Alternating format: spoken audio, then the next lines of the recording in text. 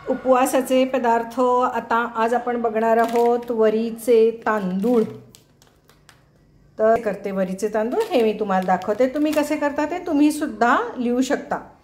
तर मी 1 वाटी वरीचे तांदूळ घेणार आहे आणि ते उपीटासारखं करणार आहे। म्हणजे तुपाची फोडणी करून त्याच्यात जिरं टाकून मग त्याच्यात आलं मिरची आणि कढीपत्ता टाकणार आहे, म्हणजे उपीटासारखा हा वरी करणार आहे। तर वरी आपण सुरुवातीला घेऊया। तर वरीमध्ये आपण प्रथम तूप घालणार आहोत, तुपावर भाजून घ्यायचं आहे। तूप भरपूर वापरा, होय की नाही। तेल मी वापरतच नाही उपवासाच्या दिवशी, असं नाही, पण तूप असतं भरपूर म्हणून मग तेल वापरत नाही। तर आता जसा आपण उपीट भाजसाठी रवा भाजून घेतो तसं आता ही वरी मी भाजून घेणार आहे। थोडीशी, अगदी कच्ची नाही ठेवायची। आणि आता 1 वाटी आपण हे घेतलेलं आहे, तर 3 वाट्या पाणी घेऊया। 3 वाटी 4 वाटी पाणी ऑलरेडी इथं आपण उकळायला ठेवूया। आता इकडे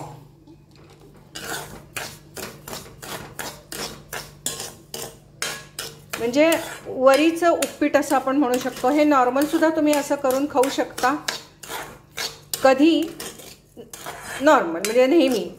डायबिटीसवाल्यांसाठी तर हे खूप चांगलं आहे, कारण की तुम्हाला माहिती आहे रवा हा मक्याचा केलेला असतो, गव्हाचा असतो तो सोजी रवा असतो। पण आपण नॉर्मल सगळेजण आणतो तो बॉम्बे रवा टाईपच आणतो ना, तर तो असतो मक्याचा। म्हणजे रोज उपीट खाणाऱ्यांचं शुगर कशी कंट्रोलमध्ये राहणार, किंवा शुगर कंट्रोलमध्ये राहण्यासाठी तुम्ही जर उपीट म्हणत असाल तर तसं नाही आहे। उपीट हे मक्याच्या रव्याचं असतं, जो रवा मिळतो तो मक्याचा असतो, गव्हाचा नसतो। तर तुम्ही वरीचं उपीट करून खायला काही हरकत नाही। कोण आहे? तर हे जे वरी आहे, वरी ही तिकडूनच जा, डायबिटीससाठी खूपच चांगली। येणार कसं ते, तिकड नाही बोलवा ना, दरवाजा काढून घ्या की, किंवा मग तुम्हीच बाहेर जाता काय बघा। डायबिटीससाठी वरी खूप चांगली, तशी ती वृक्ष पण आहे, त्यामुळे जरा तुपावरती भाजावी। त्याच्यात प्रोटीन्स भरपूर आहेत, कॅल्शियम भरपूर आहे। वेट लॉससाठी म्हणजे वजन कमी करण्यासाठी वरी चांगली, परंतु ज्यांना कॉन्स्टिपेशन होतं ना त्यांना काही वरी जास्त चांगली नाही बरं का। पण ज्यांना कॉन्स्टिपेशन होत नाही, पोटाला चालतं, त्यांनी वरी खायला काही हरकत नाही। वरी तशी काही पचायला हलकी नाही, पण म्हणून मग अशी आपण तुपावर भाजतो। वृक्ष आहे ती थोडीशी, त्यामुळे तुम्हाला डायबिटीसला किंवा कफाचे जे काही विकार असतात त्यासाठी वरी नक्कीच चांगली। तुपाची फोडणी, तूप घातलेलं आहे, याच्यात आता जिरं टाकलेलं आहे आपण। जिरं टाकणं हवा असेल तर तुम्ही बटाटा टाकू शकता, पण माझा सकाळी बटाटा खाऊन झालेला आहे आमचा, म्हणून मग मी बटाटा नाही टाकणार आहे। मिरची, आलं, कढीपत्ता,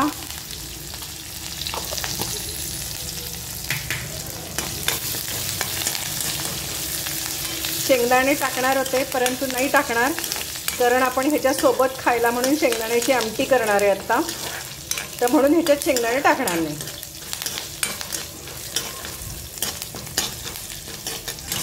आता याच्यामध्ये आपण वरी टाकूया। नीट टाकते, थांबा, बंद करते आणि टाकते व्यवस्थित। तर आता आपण याच्यामध्ये थोडं मीठ घालूया। मीठ जास्तच लागतं बरं का ह्याला, मीठ आत्ताच घालून टाकू, मीठ जरा जास्तच। मिरची बहुतेक ही कमी पडणार आहे, कारण की फ्रीजला जर का मिरची ठेवली ना तर मिरच्या ह्या कमी तिखट होतात हळूहळू। जेवढे जास्त दिवस मिरची ठेवाल फ्रीजमध्ये तेवढा त्याचा तिखटपणा कमी होत जातो बरं का।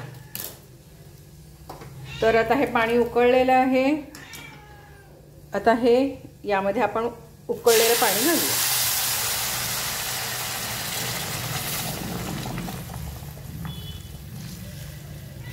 मी 4 पट घातलेलं आहे पाणी. हे म्हणजे 1 वाटीला 4 वाटी पाणी घातलेलं आहे. बघूया आता हे फार पातळ होतं आहे, खीर होणार आहे का काय होणार आहे हे आपल्याला कळेलच. 3 घालायला पाहिजे होतं, पण बघूया. मी आता 4 घातलं आहे. परिस्थिती काय होते हे नंतर आपल्याला बोलता बोलता कळेल. चला हे आता उकळू दे, हे होऊ दे, उकडून उपीटासारखं होऊ दे. तोपर्यंत मी आता इकडे शेंगदाण्याच्या आमटीची तयारी करते. आता इकडे आपण शेंगदाण्याची आमटी पण करणार आहोत. आपण इकडे आता तुमच्या लक्षात आलं असेल की हे आता एकदम मस्त झालेलं आहे. म्हणजे एकाला 4 पाणी जे आपण घातलेलं आहे, एका वाटीला 4 पाणी, ते एकदम परफेक्ट झालेलं आहे. तर आता आपण ही वाफ मुरण्यासाठी म्हणून आपण याच्यावरती आता झाकण ठेवूया. ते शिजलेलं आहे ऑलमोस्ट. आता इकडे आपण शेंगदाण्याची आमटी करण्यासाठी पुन्हा तुपाची फोडणी. आज काय तुपाचा भडीमार. पुन्हा तुपाची फोडणी. माझ्याकडे खरं तर जिरे पावडर आहे, पण तरीसुद्धा आता जिरे टाकले आपण. जिरे सगळीकडे फोडणी त्याच प्रकारची. जिरे टाकले आपण. मिरची फ्रीजमध्ये असल्यामुळं ती मिरची अजिबातच तिखट नाही आहे बाई. हे बघा, जळू द्यायचं नाही. चला आलं पण टाकलं. थोडी कोथिंबीर याच्यातच टाकून देऊ. कढीपत्ता आपला आवडीचा आहेच. फोडणी सगळी सेमच स्टाईलनं करायची. ओके, चला याच्यात थोडं पाणी घालू. अजून जरासं होऊ दे. नाही, झालंच आहे ऑलरेडी. ह्याच्यात थोडंसं पाणी. हे बंद करू. इकडे आपण बंद केलं. हे बघा इथं वाफ यायला लागली. वाफ यायला लागली बघा.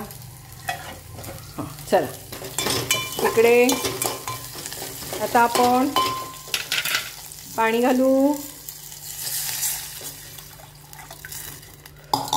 पाण्यात आपण दाण्याचं कूट घालू. दाण्याचं कूट जास्तच लागतो. छान व्हायला पाहिजे ना, चविष्ट. चला इकडे दाण्याचं कूट घातलं. मीठही घातलं. सेंदे लोण आहे. कणभर जास्त पडलं तरी चालेल. ओके, आता हे छान आधी उकळू दे आणि मग त्याच्यात काय घालायचं तुम्हाला सांगते. हे आता उकळू दे मस्त. चला इकडे तर आपलं हे झालेलंच आहे. हे बघा वरीचं उपीट झालेलं. चला आता हे झालं की मग जरा उकळलं की मग मी तुम्हाला सांगते काय करायचं. ही शेंगदाण्याची आमटी इकडे मस्त उकळलेली आहे. वास पण छान यायला लागलेला आहे. तर मी आता त्यामध्ये थोडंसं आमसूल आगळ घालणार आहे. काही जास्त घालायची गरज नाही. रेडीमेड आमसूल आगळ आहे हे. याच्यात घातलं मी. आणि एवढंच घालणार नाही तर मी याच्यामध्ये आता ताकही. थांब रे जरा, गडबड नको करू. आधीच माझ्या हाताला.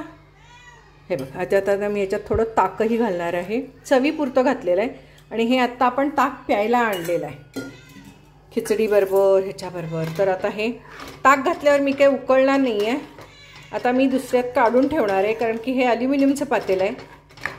तर आता मी हे दुसऱ्यात काढून ठेवते. ताक घातल्यावर काही उकळायचं नाही आहे.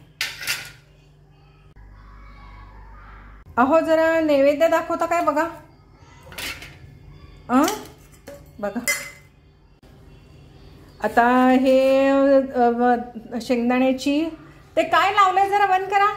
शेंगदाण्याची ही आमटी, हे ताक, हे वरीचा तांदूळ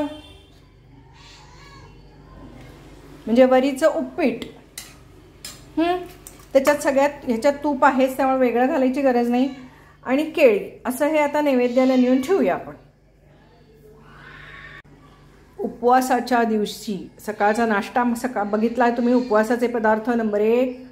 आता उपवासाचे पदार्थ नंबर 2. आपण ही अशी उपवासाचे वेगवेगळे पदार्थ बघू. आता माझ्याकडे भरपूर पदार्थ आहेत खरं उपवासाचे. एकादशी, दुप्पट खाशी, दुप्पट खाऊन तिप्पट होशी सारखे माझ्याकडे भरपूर पदार्थ आहेत. पण आता मी फक्त एवढंच दाखवणार आहे देवाला नैवेद्य.